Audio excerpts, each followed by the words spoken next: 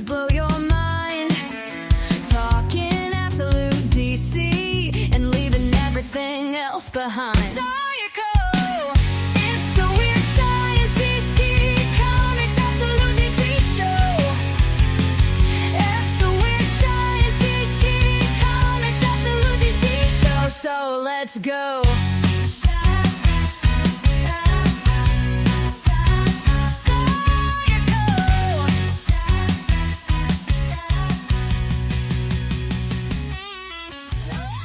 Hello, everybody, and welcome back to the Absolute or the DC Comics Podcast. I am here with my man Gray. What up, Gray?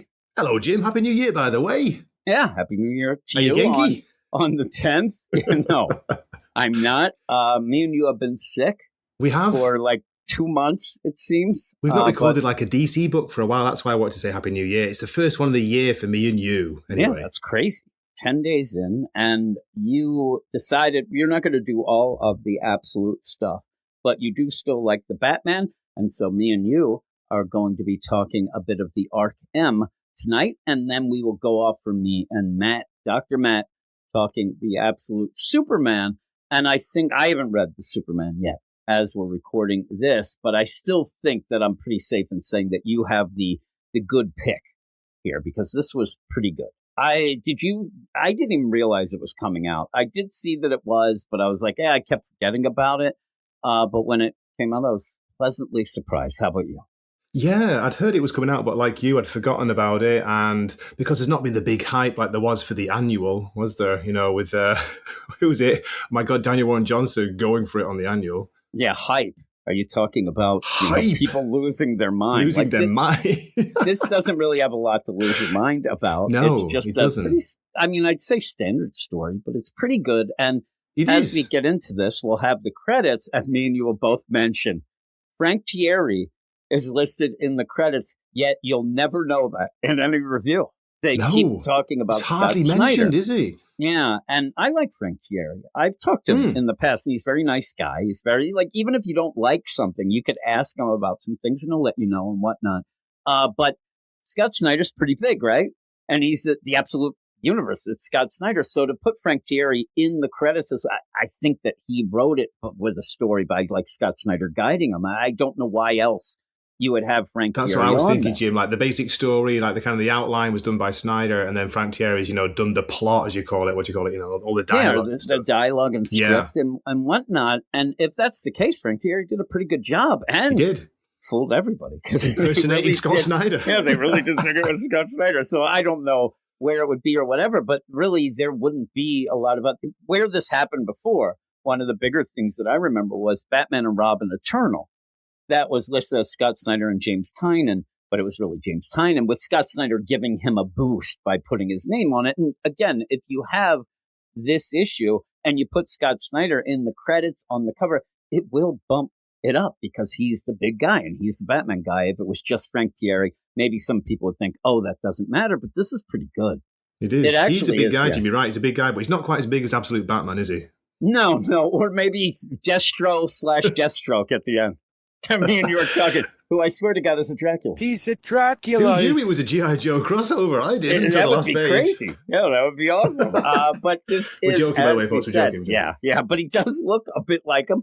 He does. With that, it's Adventures of Superman book of what am I? I'm reading the wrong. Why do I even have that up still? What the hell am I doing? What are you doing, Jim? Where are you? Arc M #1, written by Scott Snyder and Frank Thierry, Joshua Hickson on art and cover.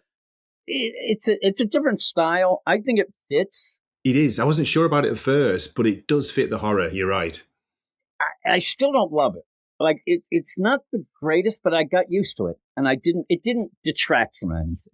No, some parts it was really good. I think it really works, but some of the, if you're going to get into the details, the faces look a bit weird. We got some bubble heads and stuff going on. Okay. Yeah, I agree. But by the end, I was used to it, and I guess what happens with me with art is the idea, if the story's good enough, I just get immersed in the story. Yeah. And if the art isn't horrible to throw me out, then I'm fine. Then at the end, I'm like, yeah, that was pretty good. This kind of style, I think, works for a kind of flashback, doesn't it? And, a set in the old days story as well, so... Roman Stevens on colors, Clayton Coles on letters, and you have Sabrina Fluch on associate editor, Katie Kubert on editor, and away we go. Because as we go into this, it is going to be a story about the Joker. You kind of get that right away, but more of Arkham and how the Joker kind of came about. But the big play in this is, who are these people and who is the Joker? Because it starts out with this idea of Arkham or Arkham, and Amadeus Arkham giving his kind of memoir.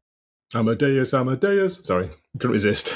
I love that. Couldn't resist you. So in that, it's years later from when they founded Arkham, and they even show how this ended up happening. And it's pretty dark. I mean, I actually got thrown by how dark some of this is. The idea that his father had been killed during the war, I guess the Civil War, and when they came to right at the end, or just after the end of the Civil War, he was killed.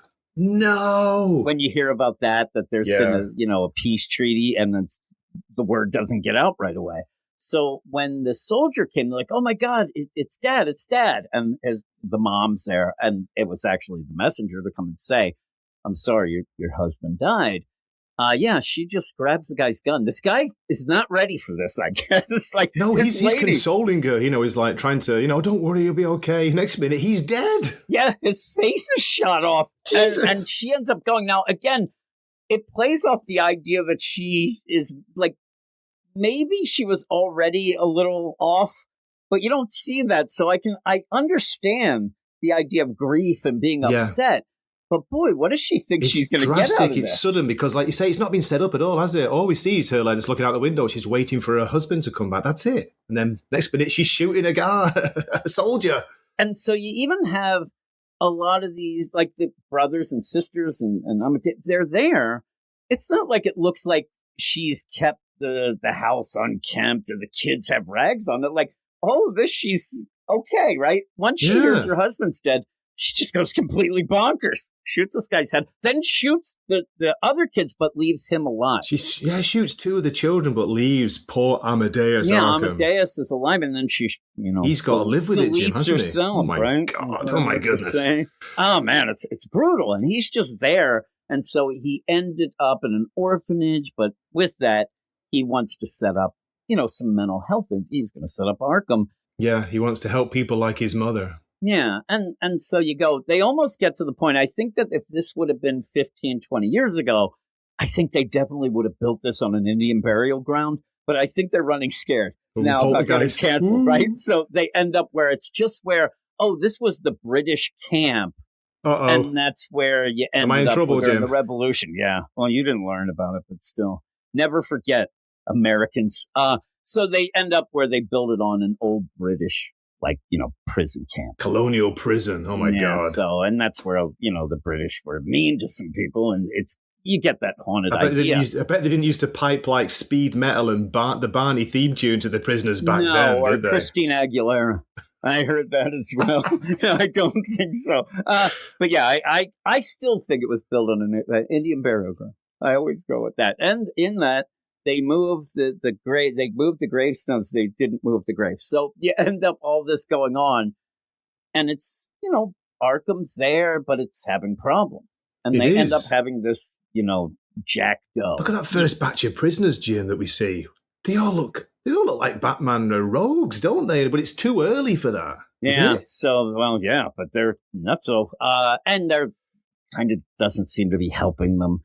And at this point, there's not as many people going in the present, and that's where we have a guy who wants to buy, the Arkham. You kind of get right away when you see the guy. You kind of get that it's even it doesn't look like him. Looks a bit weird. A bit in that, but the idea of Arkham's going to sell it, but this guy's like, hey, I did my research, and Arkham says I did my research as well.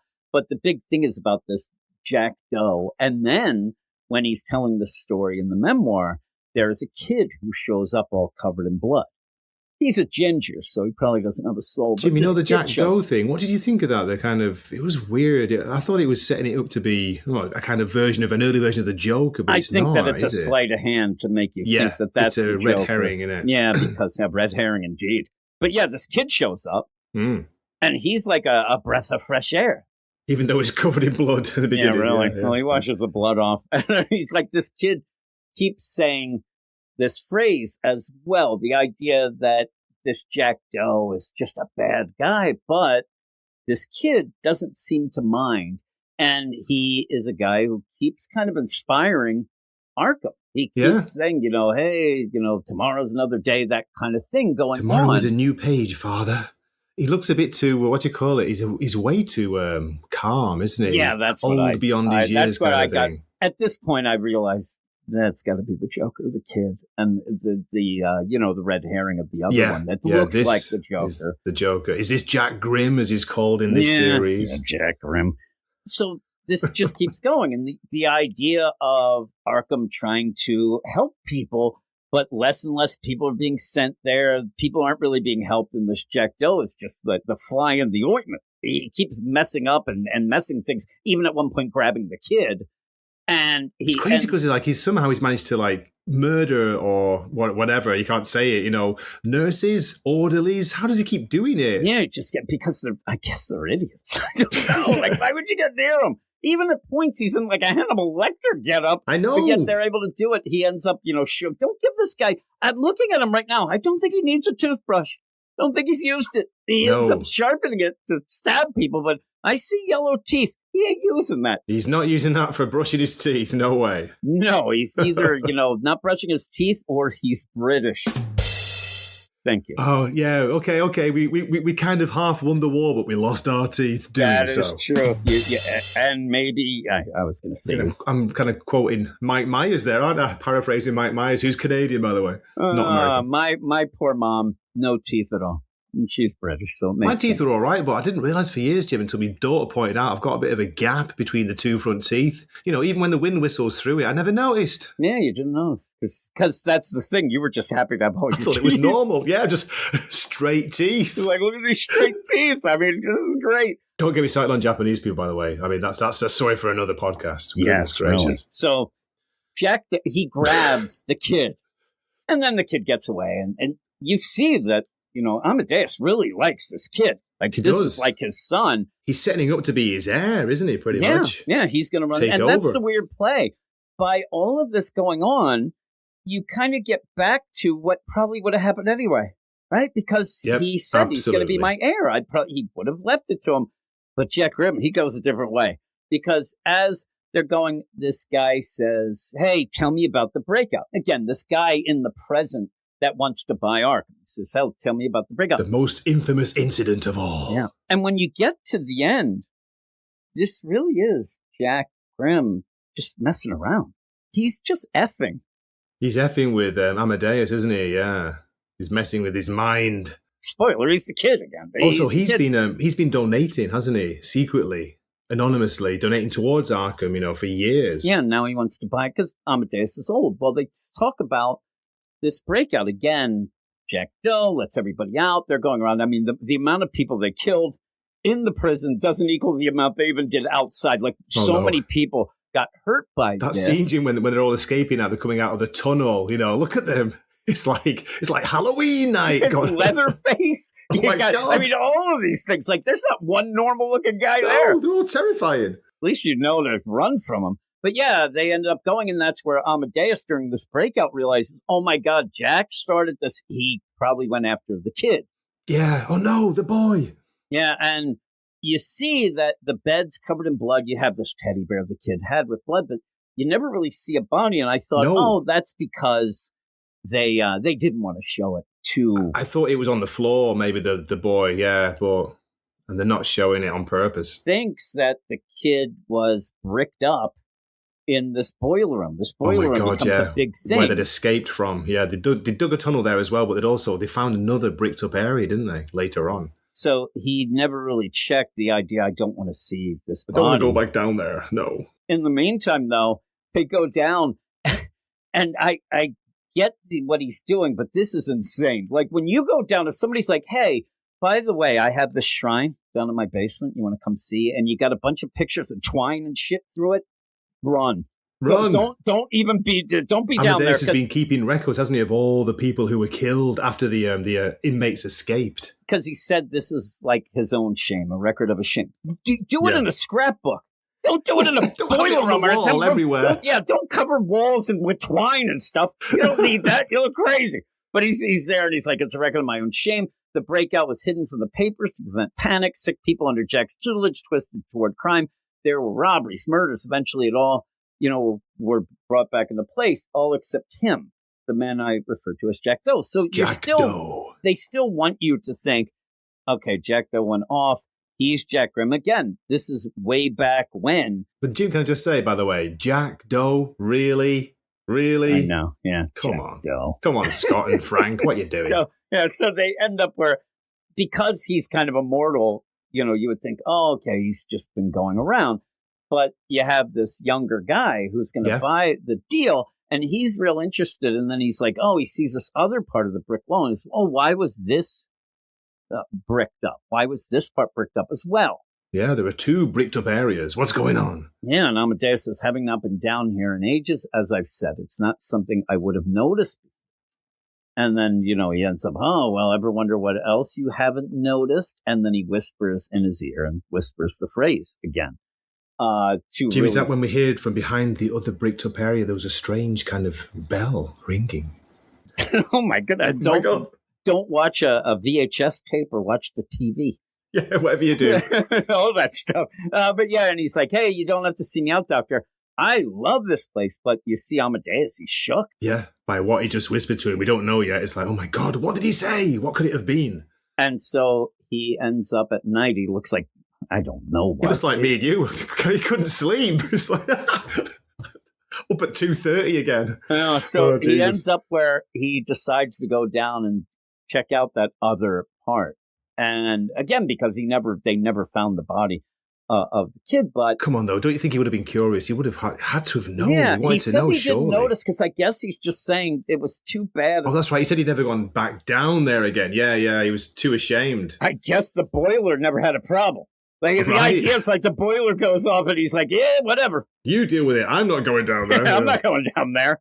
But he goes down and, goes through the bricks and sees that it was actually... We don't see this as well. It's well done, isn't it, Jim? We don't see who or what is behind the other bricked up area. But yeah, it is. You're right. It's Jack Doe, even with that young teddy boy. Bear. And so what he does is throws the teddy bear in the boiler in the burner and starts setting the whole place on fire. He sets the place alight, yeah. Including himself. He seems to go down, and that's where we then see that Joker is reading the book. The narration that we've been getting is from that book because he wanted to leave, his last will and testament. The journals of Amadeus Arkham, yeah. And tried to tell everybody the real story and whatnot. Did you see that, he'd sent it, or he thought he'd sent it to Captain Flass of the Gotham City Police Department? It's like, oh, right, is that, reference to Year One? Flass, the guy who used to beat up Jim Gordon. Yeah, cool. That asshole. What an asshole. In the Arkham, he ended up where you see the guy who was buying it, but we see that it's the Joker, and we see it was the kid. He even says the boy that I once called my son is the boy who once, pretended to believe in this place in healing the sick, but who never did. He was the one who let everybody out. It was him. He was behind it all. And you even have that tomorrow's a new page there. It's all set up to just screw with Amadeus. And it did. I mean, he got so upset. They're the words that he'd whispered to, Amadeus, aren't they? Tomorrow's a new page. So Jack Grimm would have just rebuilt it on that. But yeah, you end up the man who you called Jack Grimm. Otherwise, God have mercy on us all, sign Amadeus Arkham. And he kind of like, which he really hasn't laughed a lot. But in that, you then go, and I think that it should have stopped then. I know it should have. We hear, we see, we see like the Joker. He's walking into a room. We don't see who's in there, but there's a voice saying, "What am I supposed to be looking at, sir?" It's like, okay, who's this? I thought this was, I didn't think this was needed. No, it wasn't. It does set up Deathstroke is what we see, but it's them watching and looking at Batman. He's, big and he's punching things, and they go, look at that one panel with his leg kicking the guard. His leg is twice as big as the guard or the soldier. He doesn't skip leg day. Look at that thing. It's absolute bane, isn't it? I swear to God, it's so big. Ridiculous. But and if you tell me right now, because there were people still arguing about Batman, he smashes that one guy. That guy's not living. He's pulped his head against the wall, Jim. There's blood pouring down the wall. There's no way. There's no way, is there? There's no way he's living. He gets another two and he smashes their heads together, completely squashes them, I think, is it? Yeah. I mean, Batman can claim that the concrete is what killed him. No, you did. It wasn't gravity. It was you. And then he's just swinging that axe like it's nobody's business, smashes those guys' heads. Those guys are dead. They're dead, if we go through all this, they're all dead. Semantics. I didn't kill them. It was the axe. Yeah, it was the axe. The one, there's a ricochet that then hits the guy. It was the ricochet. But this whole play is them checking out Batman. Yeah, they're watching him fight, his style. Because Joker has been gathering up people. He's been gathering up things. And you even see the dossiers of I know. Jervis Tetch, Basil Karlo, Jonathan Crane, Hugo Strange, Pamela Isley, Kirk Langstrom, and you even see some of them there. So that's pretty crazy. And I thought that was pretty cool. Basil. But again... You and your Basil, you weirdo. Yeah, oh, your Basil. This really just, again, it just feels like it was just not needed. I liked it as just a solid story, and it ended really good at that one point. That was a perfect ending, wasn't it? Yeah, exactly. Yeah, so then you see it's with Amadeus Arkham melting on the floor, and that was it. Yeah. And then he's like, don't worry, you'll get your chance enough. Everything in due time. My Deathstroke.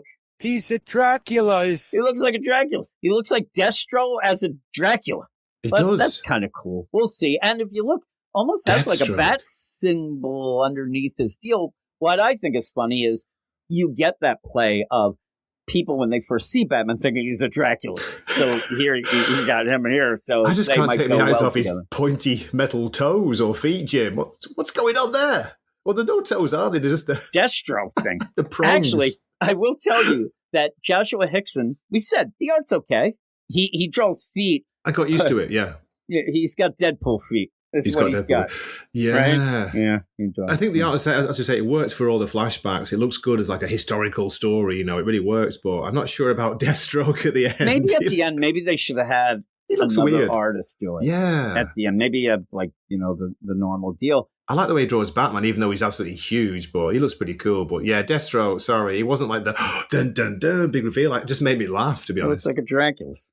Dracula's. So we'll have to see. But what would you give it? I still enjoyed it, and talking with you about it as well. Yeah, it's good. It's well written. It's hard to tell how much Frank Thierry, how much Scott Snyder is, who's the main writer. But I'm going to go 8, Jim. Good 8 out of 10. I'm an 8 out of 10 as well.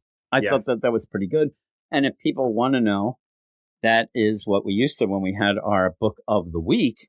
That would mean it was one of the books of the week. And I did enjoy this. Probably my favorite book that I read so far. So I still have some stuff to read, but sucker, you jerk. But yeah, I think that this was one of the better reads this week. And the Absolute stuff is always pretty solid. I really At least enjoyed the ones I'm reading. I don't read every one. And to be fair, Jim, going into this, when I remembered it was coming out, I kind of read the synopsis. I was like, I don't know, it's going to be a bit boring, a bit historical, flashbacks. But no, I got pulled in, got into the story, and good 8 out of 10. Yeah, I actually was going to ask you at the beginning. That was one of the reasons I brought up of not remembering, because I'm the same. When it was, I was like, let's see how this is. Yeah, we'll give it a shot. But I was pleasantly surprised. I really did like it, and it's heavily narrated. But I think that the play, though, is the narration isn't like there's pages without, and then you get a cut. It's not like the whole page. Sometimes when people do the narration deal, it's like you can't even see the art, right? No. It's not as bad as that at all, is it? It is done well. You're right. Yeah, it's worth pointing out. I did try to read it originally because I read all digital, and I did try to read it on my monitor while I'm sitting here. I did have to go get my tablet because of the way the font written, so it looks like a written page. It's driving me nuts. It's not too bad. I've seen much worse than that. The cursive script that you just can't bloody read. I know what you mean. Batman Who Laughs with that red on black nonsense. When we had that before, the nonsense. I couldn't. But I'm the same, Jim. I read it on my monitor, but I wanted to be able to zoom in and I couldn't. So a couple of times I was a bit like, where's my magnifying glass? Yeah, really. Sherlock Holmes. But that is that. So thank you, Gray, for joining me. Cheers. And yeah, I'm glad that we're still going to be doing the Batman stuff as well as some other things as well. Tell everybody where they can find you. Okay, I'm on YouTube on Wakizashi's Tea House, losing subscribers daily, but I've just dropped a review of Batman issue 5, so do check it out. I'm going to check that out. Couldn't do it with me, though. Mm-hmm. I know. I can't nail you down, ladies, Jim. You're too busy. Yeah, really. I'm too lazy. But we're going to go off. I'm going to play, even though we're going off to Matt, I will play your outro song. Somebody a couple of people actually asked for it to be released, but this is where I've been saying that since you made it. Exactly. Release it. Release the hound. Release me, Jim. We're going to do this, and then we'll be back with me and Matt talking absolute Superman.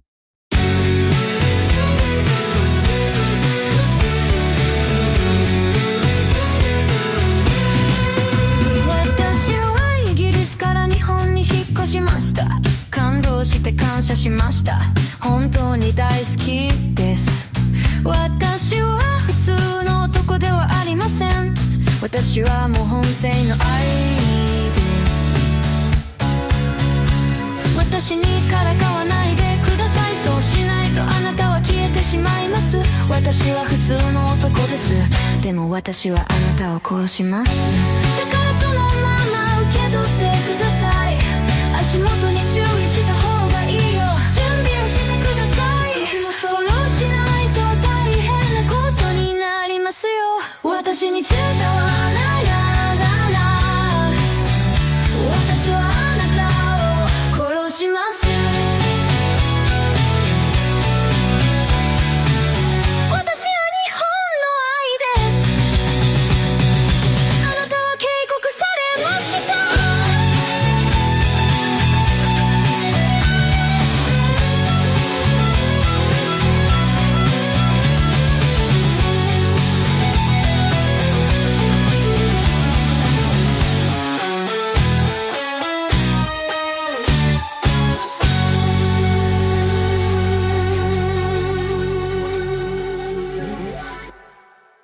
All right, continuing on with Matt. What up, Matt? What up, Jim? What up is Absolute Superman number 15.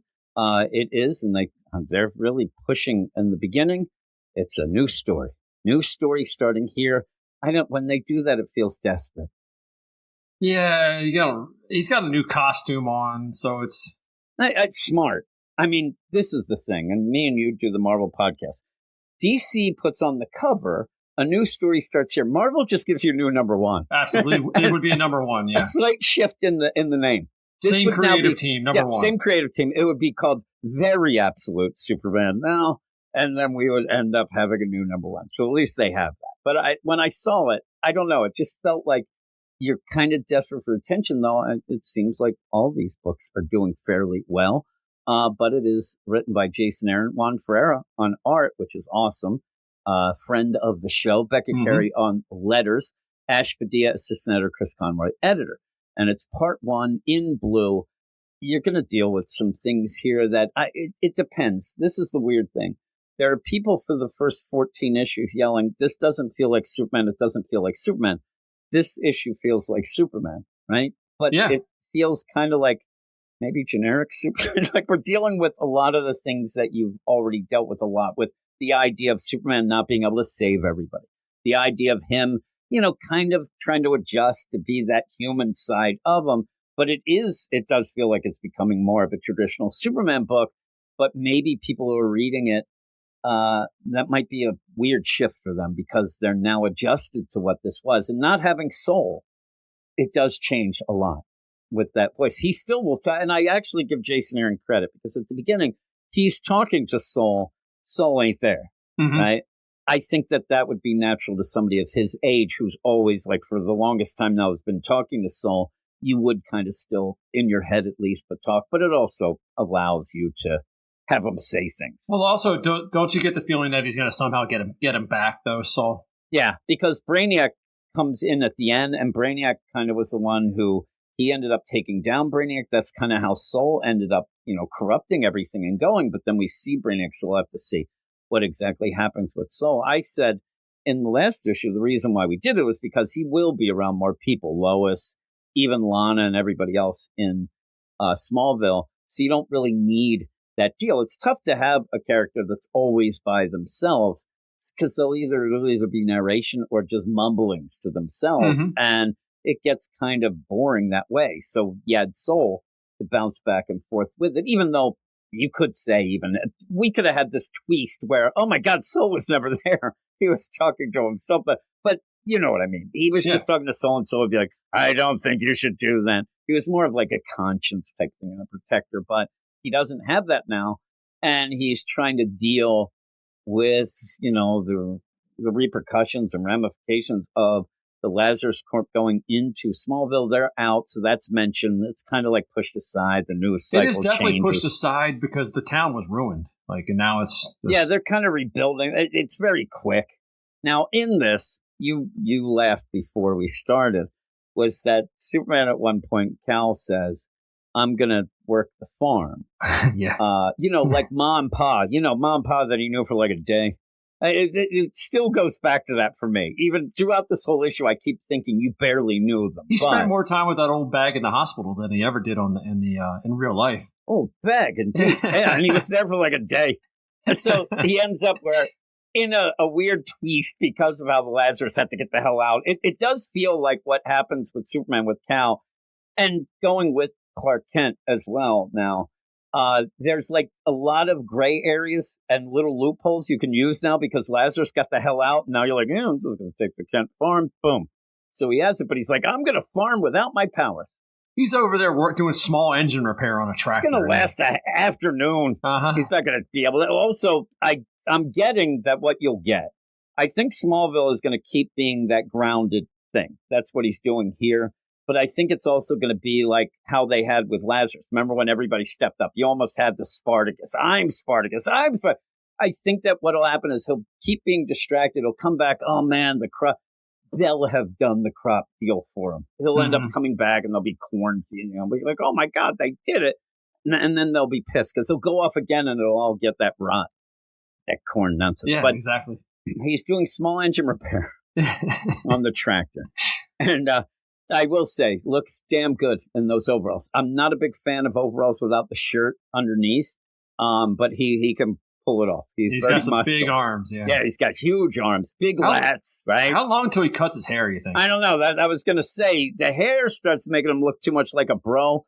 Like, he has a combination of looking like a college bro meets Dexy's Midnight Runners. And I don't like that look. Like a Danzig or something. Yeah. Look at him. At the beginning when he's talking, it looks pretty cool, right? When he's like, huh. Yeah. But then when he's talking with Lois, the hair, I'm telling you, if this was full motion deal, you'd see him always freaking tossing that hair to the side. I can't It's very distracting. Yeah, it's very... Yeah. Distracts from those muscles. But yeah, so he ends up, the whole thing really is showing that he still has the cape, the dust cape, but Soul's not there. Showing that Smallville care about him. And I think that that's kind of a cool little play with Jason Aaron. When he flies off, he's like, oh, I hear this disaster going. Boom. He flies off. And Lana there, I'm guessing, though, that every time he does that, those windows all bust, right? So is that Lana working in the diner? That's the only one that knows him, or they all know him? No, they all know him because he was revealed because of Lazarus. But Clark, just fly up in the air. You don't have to zip through downtown Main Street. Things flying all over. Look at the crap. The one lady looks like she's got the skirt going, like Marilyn Monroe in the background. But they end up going, and I think that there's the play here. She goes, watch yourself there, Clark Kent. And then when he goes off to talk to Lois, she goes by Cal. Like that, that Metropolis is the Superman. Yes. And in the Smallville, he just wants to be Clark. But it's going to be the idea again. Can Superman ever calm down and do small engine repair? Because he hears everything. In this issue, he even has a thing, which is kind of odd, but he hears a car crash that he can't go to. And he's like, I feel bad listening in, but I'd feel worse if I didn't. I'm like, no, don't listen to him. You don't need people's last words screaming and yelling as they die. But he goes off to Toyman, and there's like some like news things going in him, all this stuff. He legit ends up stopping a dam bursting, which that's fine. He's using the cape. Looks like Spider-Man. It seems pretty temporary fix, though. I guess he's doing that. And then I don't know. Maybe that would be something. He can't fix it, but maybe you can get people out. Maybe people are now evacuating. And he's like, maybe. there you go, town And then done. he lets it go. Yeah, he lets it go, and then those assholes who didn't leave, they're like, I ain't leaving my house. Yeah. I've been here since 38. Well, you're dead. Yep. So then you go off to Toyman, who is this play where he has a factory that's making action figures, right? He's like a McFarlane. Boys' toys. Yeah. And he's using child labor, and he's doing that, and Superman doesn't like it.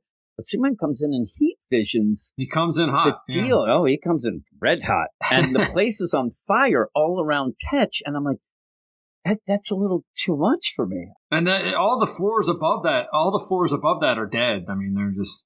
Yeah, I mean, is this? I hate to say it, but is this the Absolute Universe's 9/11? Holy crap! He came in and just like burning the place down. Yeah. And he's like, "You better stop this." I'm like, "Yeah, I guess he is because the building's on fire." And he just, it's hey, this guy's bad, whatever. Grab him and take him somewhere. Reveal the stuff like you did with Lazarus, with Ra's al Ghul. But he's yelling at him. But you get Toyman. You see that crazy deal in that, like that fire just doesn't get contained on that floor, and it's very, very like the height and everything is eerily similar. It looks, but his eyes are glowing. And then he goes off to the Nevada desert and he sees the remains of Brainiac. This would be, and I like that he says, smells like Brainiac, which smells like cathode rays and farts in my mind. Yeah, it's gross. He gets to see the cities. Oh, he did capture the cities. Look at this, but there is no Krypton. Did they? Why are they the cities? Did we see them blowing up or something? No, I think that probably Brainiac just bailed, broke them all, and all that with Saul and everything just went down. Okay. So he's looking for some. Would be funny to me. He's like, oh, and again, you want to see the bottled city of Kandor, but doesn't seem to be there. Wouldn't you see little people just running all around? I think they're dead. Okay. So they're little people, and they're like ants. Because if those Kandorians got out, they'd have superpowers. They'd be going and doing crazy shit. Also, Superman doesn't. He's stepping on them right now. He just killed the whole, half of, I don't even know. I was going to say the Durlans went down the Durlan city. Thank God. Dirty Durlans, yeah. The dirty Durlans are there pretending they're like changing. I'm going to be a chipmunk. And now he's dead. So he goes in and says, hey, I've been tracking this and it smells like Brainiac. Yeah, there are cities, but I don't see any Krypton, anything from Krypton. So again, does that mean that the bottled city of Kandor is somewhere else, or we just don't get it here? And then he sets it all on fire just in case there is any survivors. You do not need those little people because he doesn't have time. No witnesses, he doesn't have time. He's doing small engine repair. I mean, the amount of time he hasn't done in the regular universe to save Kandor. Oh, it's the greatest. But then he goes off to Orangay town, Pakistan, to see Ra's al Ghul, and that's one of the bigger plays. He thinks that Ra's can at least be, I don't know, not redeemed, but he wants him to lighten up as he dies, because Ra's says, you better get me to a Lazarus pit because I'm getting old. And when you go in, you're like, okay, he looks like Saddam Hussein. It looks like he just grabbed him out of that crazy bunker, right? As he goes in this issue, it gets old. He goes through stages of looking like Rick Rubin, Crypt Keeper, maybe pretty much, what's her name? May Parker. At the end, she looks like, Aunt a little May. bit like current day Gary Busey, too, man. Yeah. Oh, yeah. Yeah. Yeah, you're right. That's my son, Zach, was weirded out by him. So he ends up Superman brings him the prayers and hopes of the kids around this prison. He's like, oh, shit, boy, I'm going to use that for toilet paper. Yeah, oh, it's the best. And he's like, yeah, give it to me. I need some toilet paper. And then Superman's like, no. And I thought, like, what are you doing just sitting there? He's going to come and read him bedtime stories. At first, I didn't know what the hell was going on. Yeah, I thought he was just like, it's going to taunt Taunting you. him. Yeah. And I thought he's going to spit on it or something. But yeah, he's going to read to him these things. And everyone is like, we don't mind what you did because light is the light and you're a piece of crap and our mom and dads are dead, but I hope you're okay. Like, there's not much to it, but as Ra's is getting older and he's going to die, he starts to get a little worried, it seems. But for the most part, he's just laughing about it. He's just laughing it up now that he's, Saddam Hussein at this point. But then you go and you see Superman. I'm like, what the hell are you doing? It looks like he's just setting fire to wheat fields. But you find out that he went to the rainforest and swallowed the rainforest fire, then went all the way off to here and spit it out and saying that it's a controlled burn. I'll take your word for it, I guess. Yeah. It's like when they stop forest fires with other fires. I guess that kind of stuff. I'm guessing that this is like the Johnson farm, and they're the biggest competitor to Kent. Yeah, so he he's took like, them out. I'm taking these assholes out. I like the Jason Aaron. He always throws in like references to this kind of stuff, like that small town America. I'm telling you, when he's like the Flint Hills in Kansas, we're due for a controlled He's burn. a little obsessed with it. Yeah, I actually thought whatever, but when you first see it, you're like, "What was he? A dragon?" Like, what? And I actually thought that. Oh my God, they're showing a new pub like he's got heat breath. Oh man, that's crazy. Maybe he has ice vision, but no, we already saw. He just sucked it in. That'd be kind of crazy though. Heat breath and ice vision again. Yeah, that'd be cool. But doesn't have it, and also the art looks really good. I do like the one for art. Yeah, because it's like painted on or whatever he does. Or crayons or something. He doesn't do as much Inks. of what he usually does with the paneling. Usually has that like crazy paneling. This is pretty basic. And no, it is, and I'm so impressed by some of like the buildings and stuff he draws and everything in this. It's very detailed. He would get mad if you mention inks. He doesn't like that. Yeah. He doesn't do inks. No. He does just the pencils and the colors, is what he told me. But he ends up where when he goes to see Lois, now we got the emo hair. Now it's all over the place. He looks like that Timothy Chalamet is what he's Chalamet. Whatever fuck that guy's name is. That's who he reminds me of at points. But he goes to talk to her about, what he can do and if he could do something different, the idea of Smallville and that because of the reports from Lois. I also like Lois right away. Like she's now got a new job. It seems like they're really playing. Oh, the Daily Planet. You see it in the background. She's all these job offers for you and Jimmy. And right away, she wants to expose his identity to the world. She's like, can I use this for a story? And he's like, no, you can't, you jerk. But says, hey, you got some stuff going on. That's cool. And then she says, I want you to inspire billions. And he's like, nope, I'm just trying to do what I can do. I'm just trying to help. Also, she wants to bang, too, because she wants to go get a drink with him and stuff. So I think there's... Yeah, and then, I guess it's weird. She's like, we could get a beer. Yeah, I know what that means. Okay, they're rough and tumble, Lois. She was a military lady, but she ends up where he's like, it's weird. Like, I don't know about that. And she's like, iced tea, coffee, kombucha. He's like, now you're talking crazy shit. I don't need that crap. Have you ever had kombucha? Yeah, I've had it. You like it? No. It's too fermented for me. When I drink it, I swear to God, the one time I thought I was getting drunk. And I got it at Aldi. I at one point I had these little, like they have those like shot things, like it's almost like a deal. I had some of those, but when I have to drink a full thing, I can't take it. It's an acquired taste. It takes a couple before you get used to it. I did like the I get ginger shots too. In those little those are great. Yeah. Those would help my throat a lot. I like ginger's that. Great when you drink it. Yeah, well, when I was in a band in college, and I was a singer, because yeah, of course. I used to have to chew ginger all the time, just ginger root, and it would help. It would actually help my throat a lot. And that's what happens when you have to, do the stupid cover band thing where you're doing, Pearl Jam into, Led Zeppelin, range, into, Crazy Brown Eyed Girl. And Van Morrison, And then when you do the Doors and you're drunk, you start screaming. And then your voice goes. That's why I said Doors at the end of the show, guys. But he then hears something. He goes, oh, my God, which way's Peoria? Oh, I think that way. I think he kills her. When you see her, she's falling off that building. You see her in the background where he goes, boom, and goes up, and she's like knocked down on a ledge. Yeah. And then she's standing there. Looks pretty cool. Right? I know people don't like the haircut. I don't mind it. I like her haircut. Yeah. I mean, it's not like I ever think of Lois Lane as always having lusciously wavy, voluminous hair.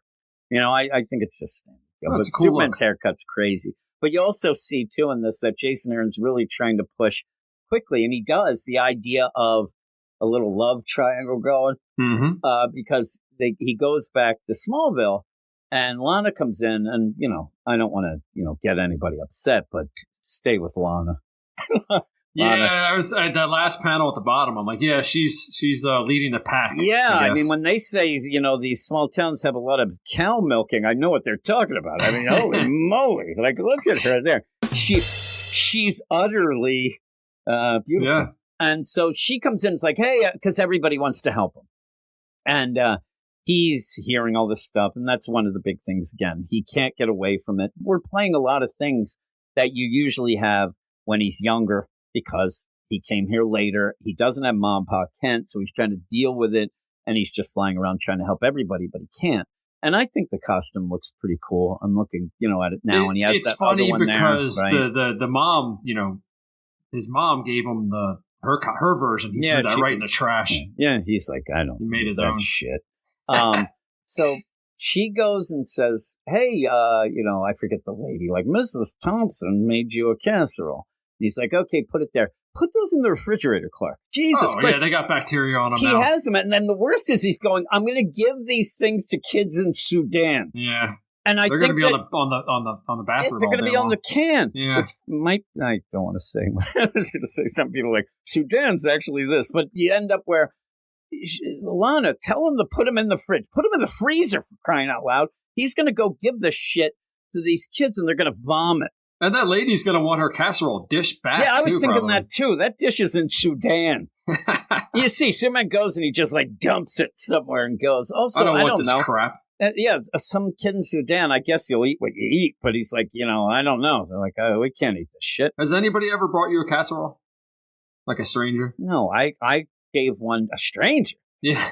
First like you off, move into the town. You say this? There's no way I'm eating that. I told you, when I was a kid, this nice couple lived across we were in an apartment. Across the deal was an old couple, the Quigleys. That was their name. They even sound old. They were like 70. Right? Nicest people, I guess. They would make Rice Krispie treats, Mrs. Quigley, and Jimmy and Steven, my brother, here, I made these for you. We'd go, my brother, like, oh my God, they look good. We would walk in the house and I throw that shit right away. And I'm like, I'm not doing that. I swore they were trying to poison us. Yeah. I did not want that. I'm like, I've seen too many crazy things. And like Old Lady Quigley died a little bit later because after we moved out, there was a gas leak and the whole building blew up. I don't know why I'm laughing. There was a flood.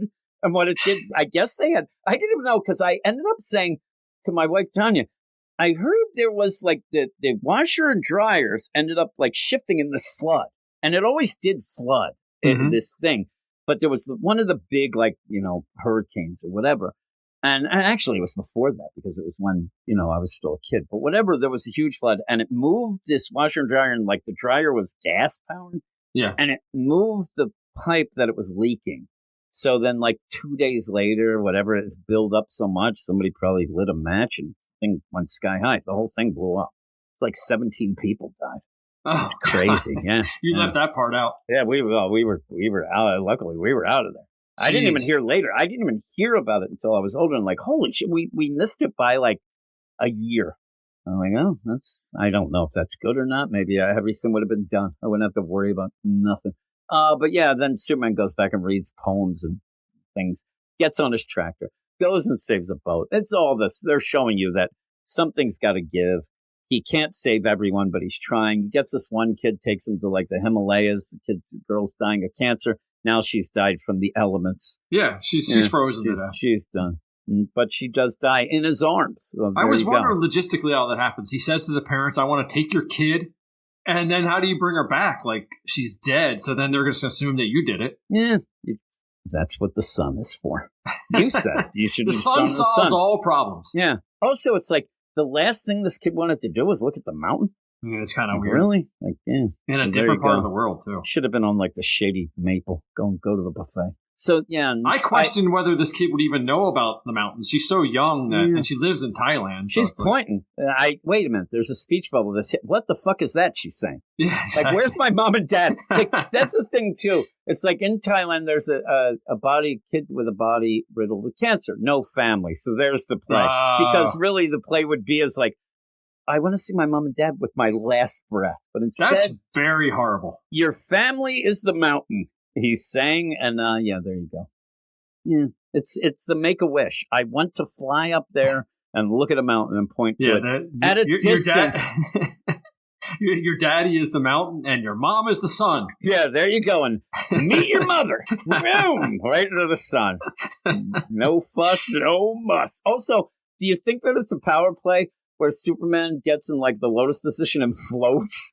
He's talking It's to a Ra's al power Ghul move for like sure. he can't even. He should be hired to look down on him, but he's still doing crazy stuff, right? And then I think Ra's is like, I was serious. They're not giving me toilet paper. I need that book. When we're done, I heard the thing. Can you give me that? Because I got to wipe my ass. He did. Superman earlier did say, "Are they giving you proper medical treatment?" He's like, "No, I got to get to a Lazarus pit, you jerk."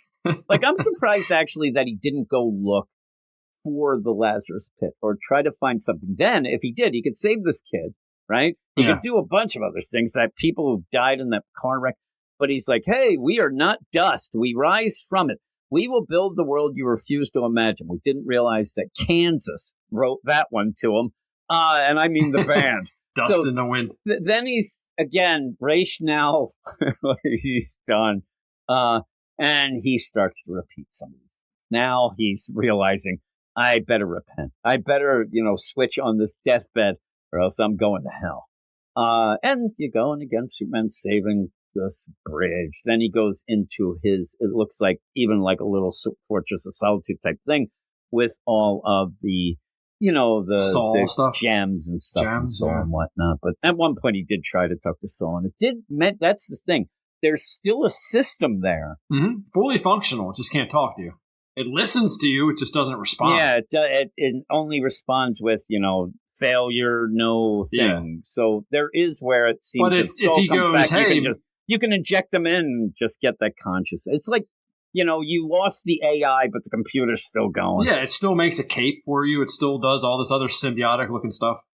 So he ends up where Superman flies up, and he keeps getting his. It's what we see a lot. All the people talking. He can't escape it. He wants to escape it.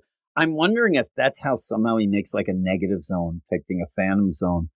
So like that's where he would escape to. He really wants to go, because even if he goes to the he hears everything. But that's a Fortress of Solitude typically, right? Like somewhere you can but get even away. then you'd have to have it shielded up. I mean, that's the thing. Superman always hears this by the time that he's able to work it out, because that happened as a kid. Remember, even in Man of Steel, he's like in that closet. His mom comes to. It was a pretty good scene in that. I'm not a huge fan, but he ended up. That was a good scene.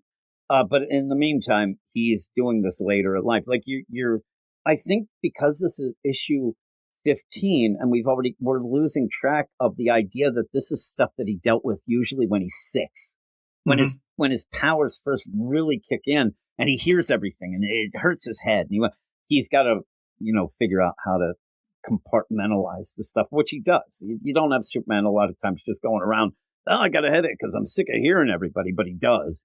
And then it was a drastic ending in my mind, the first one, because he's just flying. All of a sudden, Hawkman's there.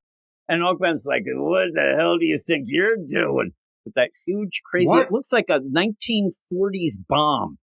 It's a mine, right? Yeah. It looks like a mine deal that you'd have like the floating around in the ocean maybe or something. Yeah, you're there. The U-boats are there and shit. Is this a Nazi Hawkman? What's going on? No, I just think he's a bad. He was in that one deal. He's just a bad guy. Yeah, we saw him in that one special.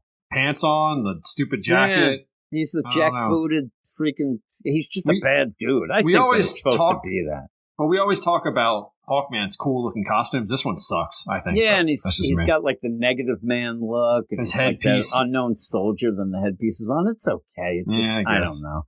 He's just floating there. He's like, "What the hell do you think you're doing?" And I think Superman's like, "I'm flying, bitch. Like, what are you doing?" Flying, dude. Yeah, I'm going around doing shit. So that would be a part where at one point there's a little play, because it was The Absolute Evil was the book I think that we saw him in, if I'm not mistaken. But that's where we saw all the all the higher ups, and Ra's says that the Lazarus Corporation has ditched him. We do see by the end that Talia's trying to find and trying to help her dad, but there's also those other people that were in the Absolute Evil, and that might be why you end up where Hawkman's here, because they're like, "Hey, you got to deal with this asshole. He's doing too many things. He's inspiring people. We don't need that." So we'll see there. So go get him, Nazi Hawkman. Go get him, Look my at man. those wings. They're gross. Yeah. At the top, they're like bony and There's a lot going on here. They might be too real looking, like they almost like bat. Yeah. And look at him with those boots. I love that he's like, "I think this costume's cool. I look like a real toy." And then he's got those stupid like wing things in the back that make him look like a jerk, and that mine mace. But yeah, and Superman's like, what? And then we go, and I'm like, okay, there's That was it. another Yeah, page. Yeah, so there's another page where it's just, so here's Brainiac. Again, we thought that Soul took care of him. This asshole's just walking down the street in Missouri. Like, the idea these kids see him, they don't react enough. Not at all. These kids are like, oh crap, what's that? I'm like, I don't know. How would you even describe this guy? I don't know. I can't even lie. You would see the bike tipped over and I'd be sitting on a pile of my own feces. I'd be like, holy crap. Like, again, you have to see these kids go back. You see them riding away down in the deal. They go, Mom, Dad, I saw this thing with like, crazy legs, like robot thing. Is like, what, that guy, that Olympian that killed it? No, he was worse. Like, well, no, that guy was worse. Yeah, and his brain was exposed. They're like, okay, you're done. These kids, their lives are changed for the worse. And they don't even have a chance at a good life after this. And you see Brainiac's kind of a goofball, even when Tully calls, so he doesn't do anything. No. Be funny if it's like a Frankenstein thing. He's like, hey, guys, you want to hang? They're like, get out of here. They run away. I don't know. It's like E.T. They have him in the basket, but he's the big fucking Brainiac guy, and the kid can't ride. But Talia gets a hold and says, hey, I need you. We need to rescue Father. Where have you been? And he's like, yeah, I don't think I'm going to do that. She's like, what? He's like, I'm afraid I won't be doing that. Yeah. She goes, well, what did you say How to me? about And he's like, no. Yeah, consider this my resignation. I'm busy pursuing other avenues. Best wishes to you in your future endeavors, Miss Al Ghul. And he's got other plans, but also I think he's very sexist. He's like, I don't follow orders from a lady. But he ends up where he goes and she's yelling, you legless freak. And then she's just insulting him like, we got you from the trash heap. And then he just starts whistling to himself, which proves pure evil. He goes, or that's his like iPod that he has embedded in from back in the day. He's a walking iPod. Yeah, he's there. It's an early version. Look at this though, guy, right? Like there. an older one. Yeah. Yeah, it's the iPod chunky video. earlier one, and he just got all of his songs off of Napster. He's like, whoop, whoop, whoop, whoop, and every song mislabeled. Like Yes. he wants to hear Round and Round by Rat, but he got the Spin Me Round and Round by Dead or Alive, and he's pissed. We were talking about metadata earlier. He's got to get going on that. Fix it up. Telling you, I remember my one buddy Jay was real big on getting, and like half of them were just, everything was mislabeled as like, oh, this is a Smash Mouth song. That's or the like worst. something else. I remember that was like the biggest. Everything was labeled as Smash Mouth at one point. But he whistles up and he's at the Luthor house. I could be probably a dumb question, but have we seen Luthor yet in this? Okay. So, but it might be Lionel. It might be, the idea of he goes in, but it's Could a be his small parents, house. too. It's just, that's what I'm saying. It looks like a small house, whatever. But why would he go there? Is this something where he's tapped into the other universes and realized that Luthor can be pushed to be something but you never know, an absolute deal. Well, he's not in Smallville, which he is sometimes, right? Yeah, so he's in Missouri. They don't even give you a full deal. But yeah, he's like walking around. He's like running down the street like he's Forrest Gump, this guy. He just looks disgusting. Mm-hmm. And those poor kids. Look at those kids. The kids. Can he put a hat on or something? Just look at the things. The kids are there and they're like, all right, we're safety first. We got our helmets on. We got our backpacks. And then they run into this guy. I'm telling you, I could look at a full issue of them, just the repercussions of seeing them. Yeah, going to explain to the parents. The parents probably get handsy with them. I'm telling you, at one point, also as a kid, if it was me, you're like, oh my God, that like 2 days later, you want to go find him again because he was so scared. Like, we're going to find that guy. No, don't find him. It'd be bad. But yeah, so that ends the issue. It was good. Yeah. It looks great. And it sets up again. If you want the traditional stuff, it's going to be a little different because he's older, but you're starting to get to that. It feels like we'll get to like what people would claim is quote unquote a real Superman book, because before he didn't want to deal with shit and he didn't understand how, and he was new and, all that stuff with Ra's. By this point, I think it was a little extended, the Krypton stuff, then the Ra's stuff, and then just to have him end with, I give up. I think this is like the new start. Like it says on the cover, it is. So I think we're proper Superman now. Yeah, and plus you need to do that if you are going to combine it with Wonder Woman and Batman. But in this issue, I think that this now becomes I don't know, Wonder Woman's good. I'm not going to say good or whatever, but this feels more like a real Superman book, even compared to what Batman is to the Batman deal and what Wonder Woman is to her. He's now, like, stepped it up. So I think that was good. I liked it. What would you give it? I would probably give this one an 8.5. I liked it a lot. Yeah. At one point, I said it earlier, that at that point, Arc M was, I thought, the best issue I read. This I actually like a little better, but the two absolute books that I ended up reading and reviewing with you and Gray, my two favorite books this week so far. So that's I think good. they're the Wonder Woman, Batman, and this are the top 3 comics, just in general, I think, right now. I like them. And it's weird, though. I'm still in that weird mode because I keep saying there's nothing I look forward to. Like, I'm like, oh, when's this come out? Oh, it comes out in 3 weeks. I can't wait. But I really like these. But maybe because it's the absolute universe, I like them a lot, but it just doesn't feel as, consequential as the others. I wish that it was the regular Batman, Wonder Woman, and Superman books. I like Superman, but now it's stuck in events. I hate Tom King's Wonder Woman. Batman's just something where Matt Fraction's Batman just isn't making me care that much after I'm done. I enjoy some things that I'm reading, but afterwards it doesn't have the weight or the gravitas to say, it's meandering a little bit. Yeah, it's that one-shot play. We talk about it in this week's podcast. It just doesn't feel like it's fully necessary, and I need a Batman book to feel that. I don't need a Batman book to just say, oh, it's fun. Was that a new character in that issue this week? That the woman? Yeah. Was that new? she was in the last issue. She's new to the deal. To Matt Fraction, though. Yeah, to Matt Fraction. That's cool. She's at least it's something new. Yeah, she's running on that stupid treadmill last issue with her Crocs on. That's her. And the Dr. Batman. I'm like, I hate this lady. I didn't put that together. But I liked her better this time. But again, it's not this podcast, but we talk about it on the regular podcast this week, me and Brad, Triple B. But by the end, I actually said he's now Double B. Why? He's not basic because he actually gave an FU5 this week. And I'm like, now you're stepping it up. He's a part of the club now. Yeah. I said, now you're not basic. You're just a bitch, Brad. That's what I told him. But in the meantime, we end up talking about a bunch of things, including that Batman. And I did like Dr. Zeller a little more this issue. But I still would really want to know if anybody can tell me what her research really is, because it was very vague. Disappeared, came back, and now all of a sudden you got ninja cycle gangs after her because of it, which felt weird. But and also the Oho, which was weird because they didn't want to call her Lady Deathman, but the cover that I had has Lady Deathman on it when the print cover says the Oho. Yeah, so the Oho, that's I. So is that what that is, or something different? But different Lady language? Deathman was a legit character, but they're thinking she might get mixed up with Lady Death. Think about that, Lady Death, man. That's the craziest name for. Is that a Grant Morrison thing? Yeah, I think it is. It's along those lines because he loved Deathman, the Lord Deathman. But so we'll go off now. That is it. Thanks everybody for listening. As always, thanks for joining me, Matt. Thanks, Gray. Earlier, please go and check out the Wakazashi's Tea House YouTube channel. But we will get out, so we'll be back next week, and we'll talk to you then. You are all weirdos. Weird science is the revolution. Weird science is the revolution.